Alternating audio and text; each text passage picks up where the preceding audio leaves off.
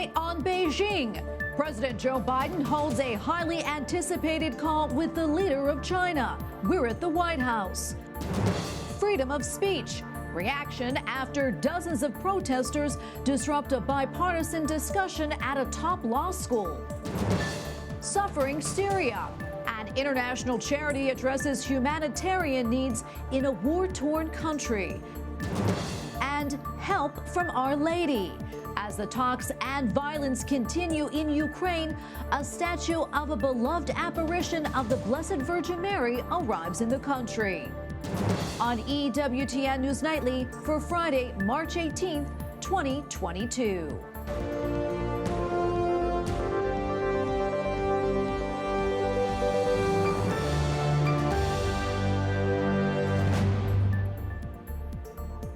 Thank you so much for being with us tonight on this feast of St. Cyril of Jerusalem. I'm Tracy Sable. President Joe Biden demands China not to help Russia in its invasion of Ukraine. The president spoke directly with Chinese President Xi Jinping this morning. The White House says that it is trying to maintain open lines of communication with the communist country. White House correspondent Owen Jensen reports. Owen? Tracy, good evening to you. Today I spoke with a former defense official who put the war in Europe and the trouble with China in stark terms. President Joe Biden and Chinese President Xi Jinping spoke for nearly 2 hours, their first virtual meeting since November. The focus, Russia's invasion of Ukraine. China needs to stand on the right side of history. It needs to ensure that it does not backfill financially or in any other way sanctions that have been imposed upon Russia. All this comes as Russia continues to bombard Ukraine, including civilians, and as it uses propaganda to try to justify its invasion. Russia's subversion of our mission and its horrific campaign of violence against the Ukrainian people are deeply shameful. The U.S. blasts Russia for abusing its role on the United Nations Security Council. Still, Russian President Vladimir Putin is taking a victory lap.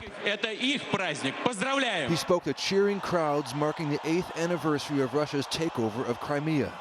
Brent Sadler is an expert on naval warfare at the Heritage Foundation. The last few weeks with Russia's invasion of Ukraine definitely are testing our bilateral relationship with China, and there's no indication that what China is going to do is going to make it any better. If anything, it's going to make it worse. Brent Sadler supports peace through strength and smart diplomacy, but warned we are living in very dangerous times. While there is a hot war and there's a lot of death and destruction going on in Ukraine today, there is another very distinct possibility that we could have something far worse happen over Taiwan in Asia, and we cannot afford to take off our attention of what happens in East Asia. The White House says President Biden told China's leader there would be, quote, consequences if China provides material support to Russia. And on Taiwan, the president said, quote, U.S. policy on Taiwan has not changed. At the White House, Owen Jensen, EWTN News Nightly.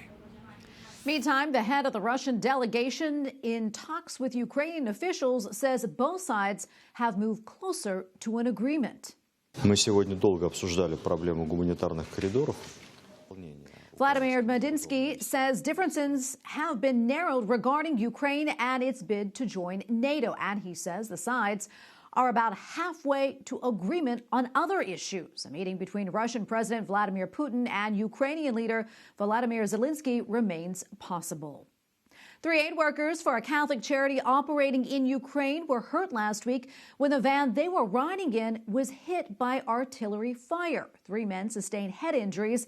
One of them is still in critical condition. The volunteers were delivering food and supplies to Ukrainians and were planning to evacuate a group of children when that van was struck. And joining us now to tell us more about this is Jason Jones, founder of the Vulnerable People Project and the Hope for Ukraine Fund. Jason, welcome back. Always so great to see you. Tell us a little bit more about this incident and how are those volunteers doing right now? Yeah, 2 of the volunteers they had concussions. They're already back driving their shuttle vans, rescuing people and delivering food. And sadly, one of the volunteers is still in critical condition. And earlier this week, we also had another volunteer shot in the leg. And 48 hours later, he was back in his car, continuing to deliver food and shuttle children to safety. Well, that is amazing. I mean, obviously, Jason, a lot of dangers involved in an operation like this. That said, it doesn't seem to be deterring people from stepping up and helping. Talk to us a little bit more about that and how many volunteers you have on the ground right now in Ukraine. You know, we have dozens and dozens of Ukrainians who are working together with the Vulnerable People Project. We have vans, shuttle buses, and we also have 2 medical crews from the United States, retired former American combat medics working 2 ambulances that are serving those who are being wounded in the front and then being brought to Western Ukraine and to Poland. But yeah, we have hundreds of volunteers cycling in and out, taking turns driving the vehicles, shuttling children, the elderly. We've rescued a school for the blind, maternity wards. And just yesterday, they did their largest movement of 400 children in one day. Oh, that is amazing. I mean, you're doing so much over there. What is the biggest need that you're seeing right now? You know, it's much different than our work in Afghanistan. Our biggest cost in Ukraine is fuel. We're able to run so many vehicles, and they run 24/7. So our big need is fuel. We're looking now for armored ambulances. We think we may have several by the end of today. And Russia, we believe, has been targeting aid vehicles through their cell phone and through their satellite phones. So we're hoping to set up a secure and safe communication system to keep our drivers safe, but still giving them the ability to communicate with each other and the folks they're going to rescue. And there's a great cost to that as well. So in Afghanistan, we're doing targeted rescues of vulnerable ethnic and religious communities. But in the Ukraine, it's just, you know, we're driving to where we know there are lots of folks and getting as many people out as we can while we're bringing as much food and medicine in as possible. Yeah, Jason, can you talk about that? You mentioned your rescue efforts in Afghanistan. Can you kind of compare and contrast what's happening in Ukraine and what you're seeing in Afghanistan? You know, well, Tracy, we're still, you know, just today I spent most of my day on our rescue missions in Afghanistan. Afghanistan is still a grave tragedy, and there are countless people dying of starvation and exposure every day in Afghanistan. Just today, we were rescuing a young woman who was facing, she was in a lot of trouble. We were able to get her out just in time. So in Afghanistan, these are really targeted rescues of small communities or delivering food to ethnic and religious communities. Where in Ukraine, because Poland is such a good partner and friend, and the Poles have been so helpful, it's much different. Although, of course, you know, these aid workers are barreling down on one of the largest, most frightening land armies in the history of the world. So that's, you know, there's that. They're 2 completely different operations, but we have the same goal, which is to defend the vulnerable from violence. Well, Jason, we don't have a whole lot of time left, but I know many people out there would like to help. And how can they do so? If you go to our website, thegreatcampaign.org, and make your best donation, what is really important right now is by today, I need to make the decision of whether or not we can buy this secure communications equipment to keep our drivers safe from Russian artillery. Thegreatcampaign.org. Okay, sounds great, Jason. How much money do you need to raise the funds for that? That's going to be $75,000. We just got it's former American Green Berets are providing free technical assistance, and the company is providing us all the radios and equipment at cost. So what would be really hundreds of thousands of dollars in equipment and training, we're getting for $75,000. Now, that's incredible. Jason, thank you so much for all that you're doing, all of your efforts to help the vulnerable. We're praying for you and all your volunteers out there. Thank you again. Thank you for always standing with us. God bless you. Coming up, a first-hand account after dozens of protesters try to shut down an event on freedom of speech and religion. Plus, how an international charity is trying to meet humanitarian needs in war-torn Syria.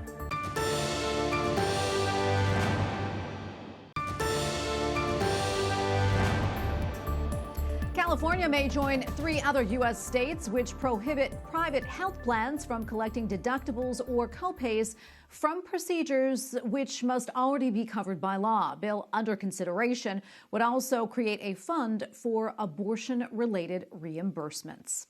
Well, some Yale law students shouting profanities and threats disrupt a free speech event with a bipartisan panel on civil liberties. The event, hosted by Yale's Federalist Society, featured Monica Miller from the American Humanist Association and Kristen Waggoner of Alliance Defending Freedom to discuss a Supreme Court case regarding the First Amendment.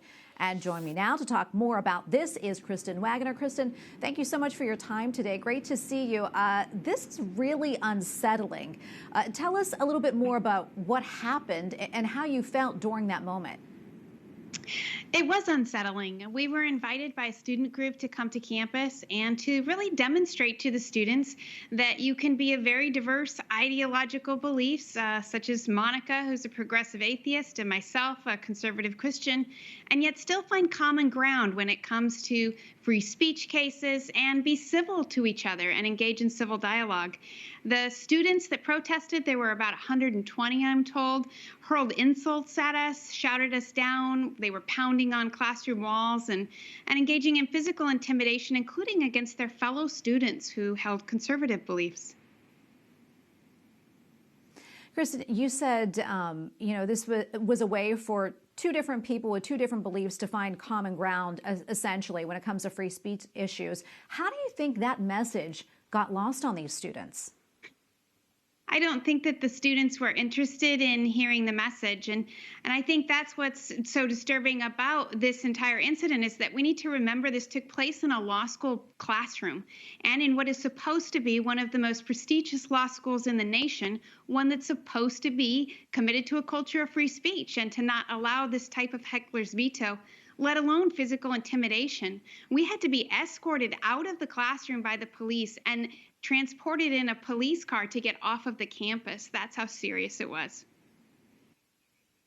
Well, I can't imagine what you were feeling during that time. Probably that was a frightening experience. What do you think spurred this behavior from those students? And do you think it's part of a deeper and bigger underlying issue? I do think it's part of an underlying issue. I think it contributes. It's a part of our cancel culture environment, but it's especially concerning that it would take place in the training ground, essentially, for our future jurists, our future legislators, corporate executives, to know that they would opt for intimidation over civility, persuasiveness, and dialogue doesn't spell well for our future leaders of this country unless we start insisting that we engage in dialogue and civility in the future. Yeah, and Kristen, do you know, did these students, did they face any consequences for their behavior? Were they disciplined at all? I'm glad you asked because I think that's more disturbing. Yale's response has been just shocking to me, and that they not only did not condemn this mob mentality, but they actually suggested that there wasn't a disruption after the initial comments and that security was not necessary.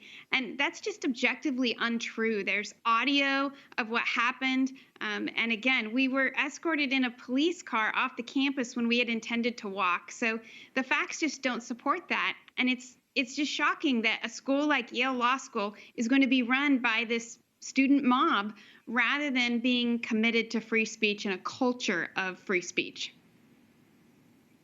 Absolutely, Kristen, this is shocking and really quite unbelievable. I'm so sorry that you went through all this, but thank you so much for speaking to us about this and bringing this to light. We appreciate it.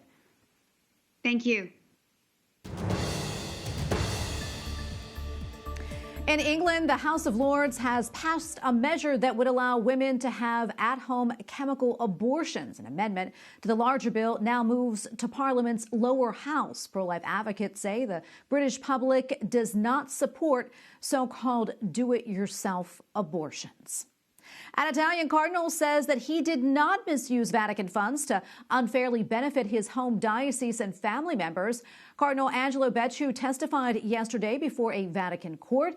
He is among 10 defendants in a case related to a disputed London real estate purchase. Amid the military combat in Ukraine, Pope Francis sends a message to another war-torn country, telling people in Syria, quote, "You are not forgotten." The comments come as a Vatican group is hosting meetings on the situation in Syria. The country's civil war is entering its 12th year. The violence has left 500,000 people dead and resulted in more than 6 million refugees.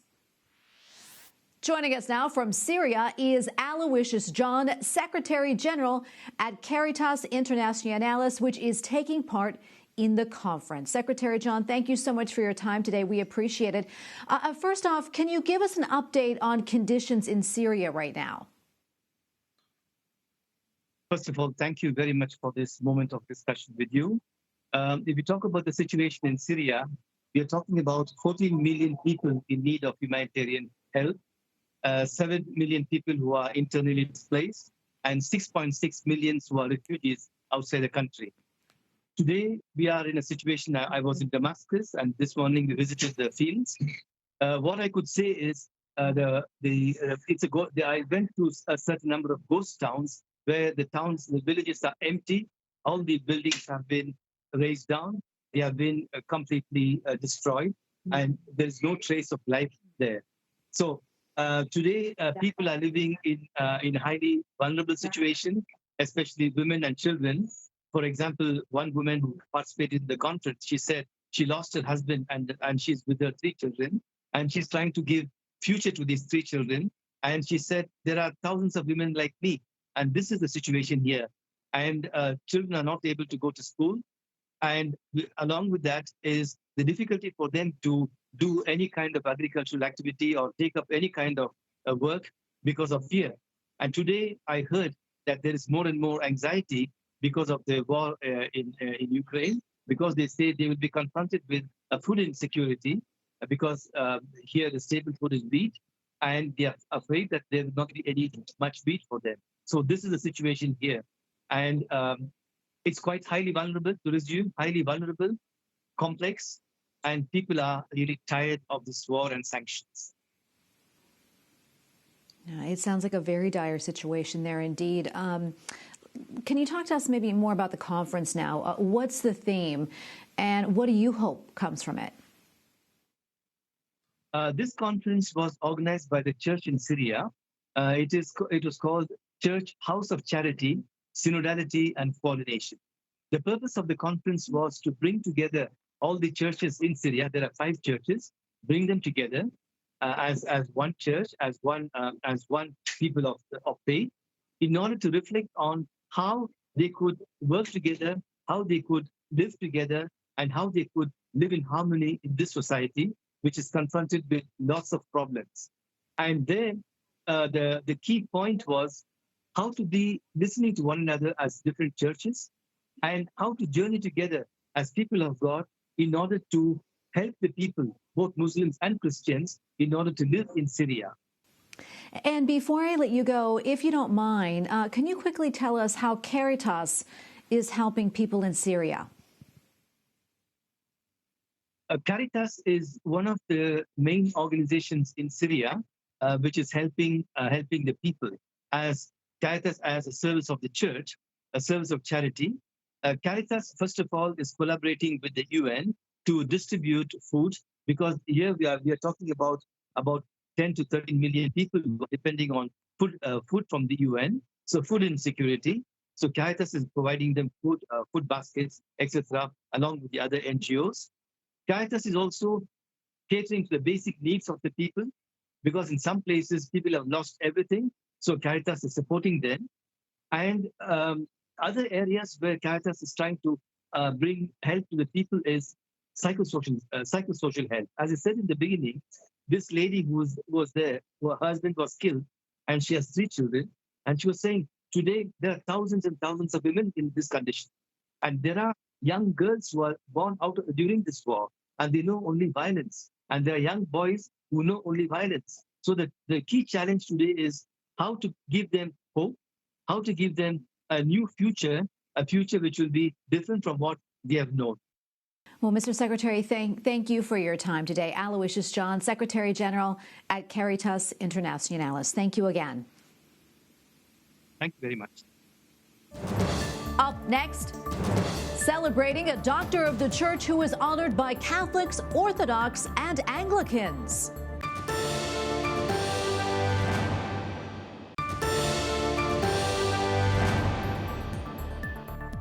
A statue of Our Lady of Fatima is now in Ukraine ahead of Pope Francis's consecration of the country to the Immaculate Heart of Mary. The statue, sent by the Shrine of Fatima in Portugal, will be in Lviv until mid-April. Today, we celebrate the feast day of St. Cyril of Jerusalem. The saint is best known for catechizing people who were preparing for baptism. He was declared a doctor of the church in 1883. And joining us now to discuss is Dr. Matthew Bunson, executive editor and Washington bureau chief of EWTN News and host of EWTN's The Doctors of the Church. Welcome, Dr. Bunson. Always so good to be with you. Good to be with you. For those who are not that familiar, tell us a little bit more about St. Cyril and some of the challenges the church faced during his lifetime. Well, we always have great sympathy for what bishops are facing today. Well, in his time, in the middle of the 4th century, Bishop of Jerusalem for about 38 years, from about 348 until his death, the bishops of that era faced intense crises. Cyril, in his own time as a bishop, faced the Arian crisis that actually led to his being exiled 3 times by different emperors, and because of rivals. The Arian crisis that called into question the divinity of Christ was an immense crisis for the church. He also faced opposition from some of his other bishops who resented a little bit the rise of Jerusalem as one of the great sees in the church. So it was a difficult time for bishops, but Cyril met the challenge. And he met it with fortitude, with holiness, but also with the constant reminder of God's loving forgiveness, especially for his enemies. Yeah, and as I mentioned earlier, he's known for his catechism. What more can you tell us about that? Well, the catecheses that St. Cyril left behind were all extemporaneous. Essentially, he was preparing new Christians throughout Lent, and there are 18 of those lectures, those catechetical lectures that he delivered before Easter. As I said, they were extemporaneous, and they were sort of written down after. We stand, as I often say, on the shoulders of spiritual giants, and Cyril is one of those giants. The RCIA program that we think of today, you can see when you read through his catechetical lectures, is very much based on his teachings. And then he finished that after baptizing the new Christians with the mystagogic phase, the mystagogical lectures. There were 5 of those throughout Easter week. So again, that structure that we have today for RCIA is something that St. Cyril left to us as a very profound legacy, and he covered all of the teachings of the church in a way that we today can understand very powerfully and really take to heart. Yeah, and I understand he is not only venerated as a saint in the Catholic Church, but also in the Anglican and the Orthodox churches. What more can you tell us about that? Well, he is revered because of his holiness, but also the clarity of his teachings. The East and the West recognize the contributions of St. Cyril, as I said, not just as a saint, but also as a great teacher, as a theologian, but also as a great defender of the divinity of Christ at a time, as I was saying before, in the 4th century, when all of that was being called into question by the Arian heresy.